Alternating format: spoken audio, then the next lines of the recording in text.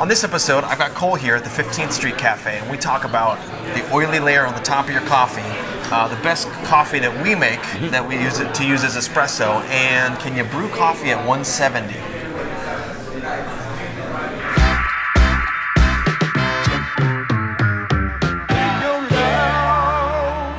What's going on, everyone? Kendon is here. Here he is. I'm gonna start. I'm gonna say that one again. Kendon is here. Kendon is here. But I'm also here with Cole. It's your boy. Who's the assistant manager here at the 15th Street location. So we're here at our Victrola and Coffee and Art 15th. Up at the top of Capitol Hill, and we're going to answer some questions for you. So these are real questions that people emailed in, or they direct messaged in, but these are real questions that you guys have answered. I want to remind everyone that when we use a question here on the Ask Victrola show, I'm going to reach out to you, and I'll send you a free Victrola t-shirt. You believe that? It's free. Free to you, which is pretty awesome. So if we use your question on the show, you get a free t-shirt. So write those in. DM us on any platform, or you can email in as well. To start off with, though, maybe you can tell us just a tiny bit about yourself, Sure. So everyone gets to kind of know you, and then we'll jump into the questions. Yeah, I've been at Victrola Coffee for about 4 years.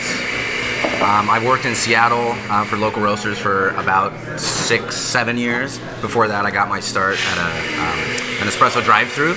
We did a lot of like frozen coffee drinks, that sort of thing, Italian sodas, and then broke into the world of local roasters in Seattle. I live up here on 15th Avenue East. I love the cafe. I'm all about it. And hey, I dare say I love coffee. I dare say. You believe it? I know. It's right here. Cheers. Hey, there it is. Booyah. So, into the questions.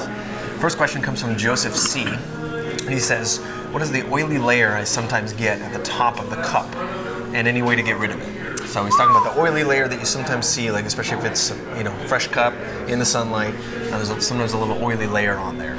That right there, that's flavor. Yeah. You want that. If it is off-putting though, I know that mouthfeel is a big thing for coffee drinkers. I get it. Yeah. You could always consider changing your preparation style. Perhaps implementing a paper filter if you don't already, like for example a pour over, or even a lot of coffee drip machines. Yeah. You could try that out. Try to work on getting some of the soluble solids out of there. Help clean it up. Keep it kind of mild and mellow. Yeah. Other than that, I would say don't worry about it. Yeah, I wouldn't worry about it either. Yeah. It does contribute to the mouthfeel. Why a French press tastes a lot richer and fuller. And then a pour over or a drip machine or Chemex. Chemex is a really thick filter, and it takes out everything. So it's a really, really clean cup. But if you like something that's a little richer body, that's what French press is. So the thing that you're seeing on there is the natural coffee oils. It's flavor. Yeah, for me, I like that. I like it too. It works for me. I like a little bite, a little punch, a little acidity. And there's varying degrees of that. Like at home, I use a gold filter for pour overs. It's a single cup style. You set it right on top of your mug. The filter is like a fine mesh, but not nearly as fine as a paper filter would be. So you still get a little bit of that oil coming through, but not quite as much as like a proper French press. And anytime, you know this in cooking terms as well, anytime we have an oil and fat offset acidity. Boom. So that's why a French press has a lower acidity, and a pour over or a clean Chemex has a real high acidity typically. Heard it here first. Yeah. So anyway, I would mostly say not worry about it. Yeah. Unless you prefer it one way or the other, or some coffees do one way or the other. Just do what you like. Yeah. You know what I mean? And it could be what bean you're using. Yeah. Beans definitely vary, flavor, how they're prepared, what they can yield in terms of mouthfeel, taste, body, etc. Right. Play around. Preparation styles, different beans, do you think? Yeah. Yeah. Cool. Clean. Next question is from Leslie M. And she says, so I've got this Barazza Precisio grinder, and it's amazing, and so is the company, so shout out to Barazza. My question is, what is the best Victrola coffee for making home espresso, and any tips on brewing it? So this is a large, like we could do a whole series. There's a lot going on with this question. Class on this, but I think we can talk about our specific coffees and maybe just a couple of quick tips, and we'll explore a whole espresso theory in another episode. Well, right off the bat, I would always recommend, especially someone coming in the shop with this same question. I answer it all the time. I usually recommend blends for people to start with. If you have any type of home brewing experience, with an espresso machine, you could go right into a single origin. They're typically a little trickier to work with. You might go through more beans waste-wise, trying to dial it in. It's a more narrow sweet spot. But our Streamline, it's our flagship. It's solid. It's what we serve on bar every day. If you order a mocha, a latte, an Americano, that's what you're drinking. That's specifically designed to stand up to milk, but also to stand up on its own as a shot. It's a 3-region, 3-process That's right. blend as well. Without going into too much detail, it's got a washed Guatemala. It's got a honey processed Brazil. Yep. And a full natural Uganda. So it hits all 3 major. Well, I guess not Asia as much, or Indonesia, but it's got 3 different beans, 3 different processes that all contribute different things. It's a really complex blend that can do a lot of different things. So. And exactly right. That being said, you can get a lot of different experiences out of it, depending on how you dose it in and dose it out. When I say dose in and dose out, I mean the weight of the ground coffee that you're literally using and the weight of the shot of espresso that you've just extracted. Typically on the floor here at Victrola, we do like a 1-to-1, or as close to that as we can kind of get. Roughly 19 to 20 grams in the portafilter, and then roughly 19 to 20-ish, give or take. That tends to work out.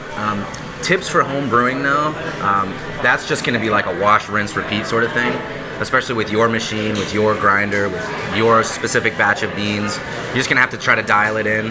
What might help is implementing a scale. That's what we do on bar. Like we were just talking about, we weigh everything in and out.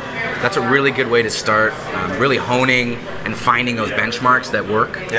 Because otherwise you're gonna be guessing. There's a lot of that goes into it. Right, guessing it. I think it went up to this much in about this much time. Right, and that's tricky. Sometimes you can do it just by sight. It'll have the right color, the right viscosity, those sort of things, the right smell, the right aroma.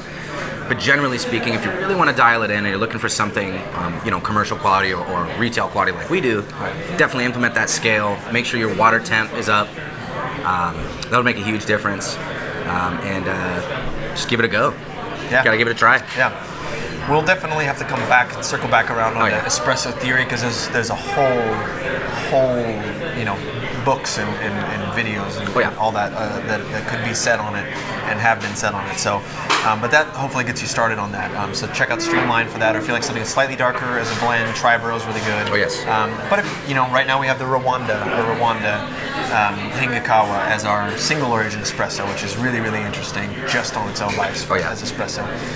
Anyway, hopefully that kind of gets you started on that. We'll kind of revisit it at some point in the future. Last question is from David A, and he says, if you lower the temperature of the water to say 170 degrees Fahrenheit instead of 190, can you still brew coffee by keeping it in the French press longer? So this is a tricky territory. Technically, the answer is yes, I guess. Whether it's going to taste good is kind of subjective. Right. But we can talk about the kind of definitions that the coffee community kind of goes by. So take that. So I mean, water temp is pretty hugely important. I kind of talked about it a little bit a second ago. As soon as your water hits your coffee, you're brewing. You're extracting. No matter the temperature. No matter the temperature, you're going. And of course, the longer time that coffee spends in contact with that water, the more you're going to extract up to a certain saturation point. You can't go any farther than that. Would I recommend doing this? No. Right. If you've tried it before and you like this flavor and it works for you, sure. I would prefer to get it up to a higher temp and let it cool down to 170, which is a drinkable temperature. Right. Because the coffee will change quite a bit from hot service down through the cooling stages. But then again, I mean, I don't know. That's tough. It's just not going to be hot enough to really draw out some of the goodness that's in there. And so the SCAA, the Specialty Coffee Association definition is 195 to 205 Fahrenheit in that range. So we basically say 200 plus or minus 5 degrees. You can usually get that if you boil water and wait about a minute off the boil and off the heat. If you really want to get technical, get a thermometer, a digital thermometer on it. But 195 to 205 is where you want to be for most coffees. Now, once it goes once you brew it in the cup, it's going to be still 175, 180, potentially right in the cup right off the bat. And so you still, like Cole said, you probably want to let that cool for a few minutes before So you really get to kind of appreciate the aromas that present as it cools. Definitely. I like this has been sitting for a bit, and I'm getting some other stuff out of it. Totally changes towards the end of the cup. Yep, absolutely. It's kind of good. So hopefully that kind of answers that. I'm not sure where your aim is at, but like I said, if it tastes good to you, then by all means, if you're making it at home, it tastes good to you. We brew it this way, and that's a generally accepted way to do it. It really, I mean, I guess the question I don't understand, because if it's a flavor thing or if it's a potency thing, right? Right. If you leave it in there a longer period, it'll be stronger. It's just we'll extract more. It's just gonna sit in there and do its thing. But if you're really looking for, just that lower temp, maybe something a little more delicate, maybe try a different bean. Yeah, maybe. You never know. I think 170 is pretty far down to really get the good. Pretty low. Yeah. But like we said, we're not here to tell you how to live your life. So if you like it, live your life. Do your thing. It's your coffee. Once you get it, it's your coffee, and if you like it that way, great. Our recommendation though is get it to 195, 205, let it cool down, and see what you like there. So anyway, that's it for today's questions. Thanks to Cole for taking some time out of the day and answering some questions here in this busy 15th cafe. But keep writing in those questions. DM us on any of the social networks, on Instagram, which is kind of my favorite right now for us. Oh yeah. But Facebook, Snapchat, email, all of it. We're all there. Twitter. Anyway, those three guys are going to get a free Victrola T-shirt. So keep answering your questions. We want to help you get more out of your coffee. So that's it for today. Solid. All Thanks, right. Kendon. Cool. You're the man. Stop it. See you guys. See you around.